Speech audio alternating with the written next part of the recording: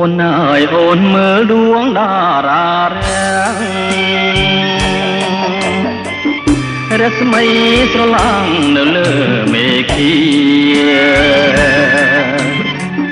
កាយរំមិនអងរះចោមចន្ទ្រាខ្លះចិនខ្លះឆ្ងាយច្រានអិនគុណនី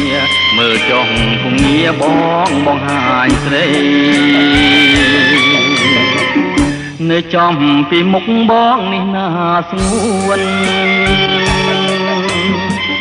គឺផ្កាយកូនមន់ណាចរណៃកាយនេះរៀមធ្លាប់រៀបរំប្រាប់ស្រីថាដូចមេមន់បណ្ដាកូនខ្ចីតើស្រីនាងចាំបានទេណាអូន